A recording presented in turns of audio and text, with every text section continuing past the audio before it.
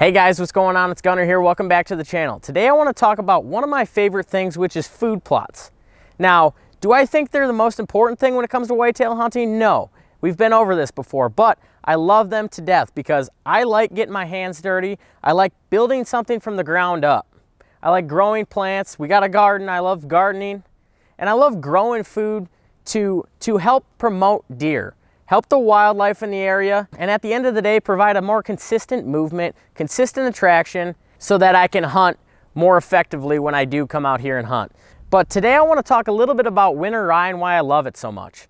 Now, you can plant this at any time of the year and you're going to get growth. Winter rye is a very hardy plant. Winter rye will grow just about anywhere. As long as you get some moisture and some dirt, it'll pretty much grow.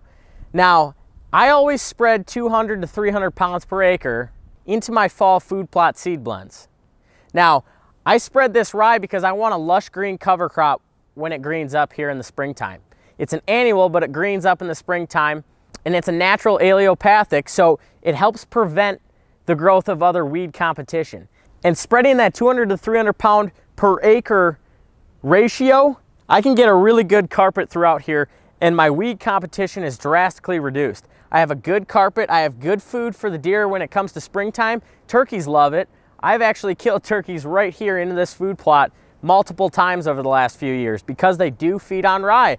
It's one of their most preferred food sources when it comes to springtime turkey hunting. So that's another reason I love it. But it's got a really good root system. It retains a lot of moisture that we're getting in the springtime, and that's what I want. I want something that's gonna hold the moisture into my topsoil so I don't dry it out and crack out all my soil when I come in here and I plant my soil building blend in early summer here. So rye, it's gonna come up to about right here, but I'm gonna manage it. I'm gonna be mowing this to keep it relatively knee high or a little bit less. So I can then come in here, broadcast another soil building seed blend into it and crimp that over when it becomes doughy in that reproductive stage. I don't want this to seed out. It's the perfect cover crop to hold the moisture in your soil, give it a lot of root system, keep that moisture at the topsoil level. Guys, it's Gunnar, look.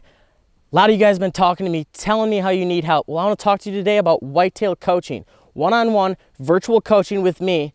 We'll go in depth on whatever problems, whatever help you need. We'll find the solution you're looking for. Shoot me a text, 608-632-7233. 608-632-7233. I got your back for life. Now let's get back to the video. Protect that soil from drying out from the UV rays and baking and sterilizing that soil and your active bacteria within it. And then at the same time, it helps prevent those weeds from coming up. It grows very thick. It's adding that organic matter and it's holding that nitrogen at my topsoil level. Because I have those root systems and I have that moisture that's sitting there in that topsoil, it makes my soil way more productive when I go in and I plant that summer blend. Something I might play around with this year, I might do some testing. I've got rye in all of my plots, but I'd like to go in with a nitrogen booster, like a couple different blends of clover, seed those in, and potentially up my nitrogen levels naturally. Now I might strategically do this on one side and then just leave that clover stand, and then when fall time comes around, go seed my rye into that for next spring again. And then I'll do my brassica mix on the other side.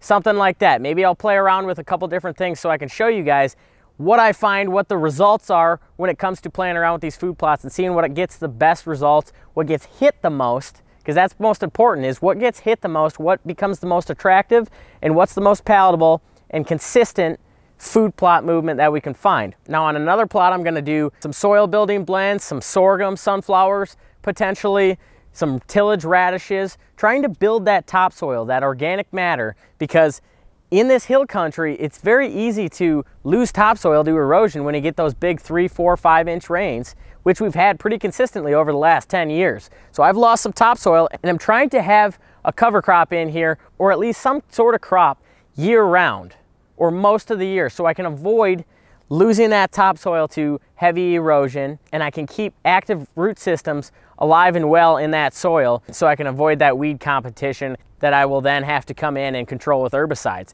If I can get away from the herbicides, I will do it. I will 100% do it. And that's my end goal, is to completely remove the herbicide use in my food plots and go completely either non-till or very light tillage, and then just rotating those cover crops throughout the year, building that topsoil, get that nice black chocolate dirt that we're all looking for.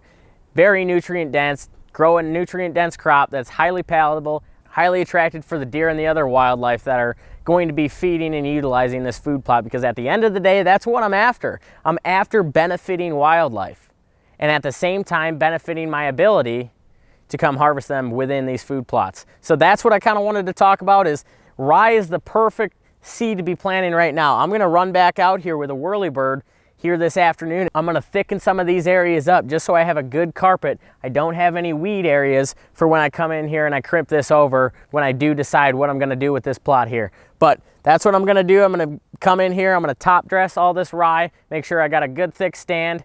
200, 300 pounds per acre will be plenty to get you started into that cover crop rotation, building that topsoil, preventing weed competition, and holding that nitrogen and that moisture up in that topsoil that we're growing all of our plants for. So at the end of the day, that's what we're after, is the healthiest soil, the best food plots, the most attractive food plots, nutrient dense, because at the end of the day, remember, nutrition equals attraction when it comes to wildlife and deer. So they're gonna feed on the most highly palatable, nutrient dense food that they can find. And if that's your food plots, you're in for a heck of a sit.